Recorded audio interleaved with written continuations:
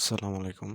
আমরা অনেকেই নতুন পিসি নেই বা উইন্ডোজ মারার পরে উইন্ডোজ অ্যাক্টিভেট করতে পারি না। তো তাদের জন্য আজকে আমার এই ভিডিও। সো অনেকে আছেন যারা নতুন ল্যাপটপ বা পিসি নিছেন, বাট উইন্ডোজ অ্যাক্টিভেট হচ্ছে না, অনেক কাজ আপনারা করতে পারছেন না।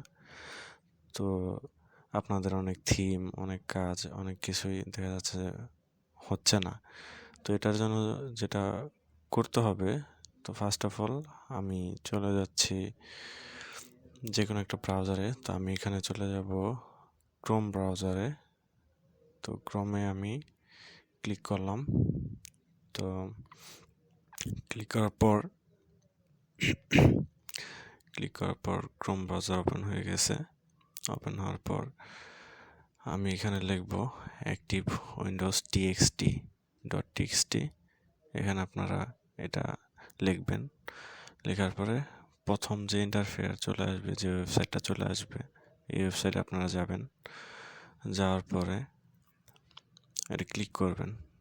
ক্লিক করার পর এটা মার্ক করবেন। এটা আমি মাউস দিয়ে মার্ক করতেছি। তো আপনারা চাইলে Ctrl+V দিয়ে এটা কপি করে নিতে পারেন, বা যেভাবে হোক আপনারা পুরোটাই কপি করে নেবেন। কপি করে নিয়ে যাওয়ার পরে আপনারা আপনাদের ডেস্কটপে চলে যাবেন। চলে যাওয়ার পরে নিউতে যাবেন। আপনার মাউসে ডান ক্লিক করে নিউতে যাবেন। নিউতে যেয়ে নিউ টেক্সট ফাইল ডকুমেন্টস ওখানে যাবেন। ওখানে যেয়ে এটা পেস্ট করে দেবেন। পেস্ট করে দেওয়ার পর এখানে ফাইলে যাবেন। ফাইলে যাওয়ার পর সেভ অ্যাসে যাবেন।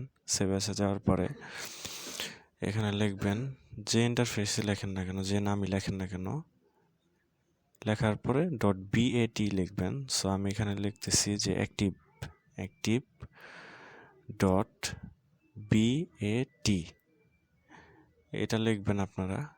এটা লেখার পরে দেখবেন যে এটা লেখার পরে সেভ দিয়ে দিবেন। তো সেভ দিয়ে দেওয়ার পরে আপনাদের এটা একটা অ্যাপ্লিকেশনের মতো শো করবে, যে দেখাচ্ছে, দেখেন আমি এটা নাড়াচ্ছি। তো এটা অ্যাপ্লিকেশন মতো শো করার পর এটা আপনারা জাস্ট ডাবল ক্লিক করে অন করে দেবেন কয়েকবার।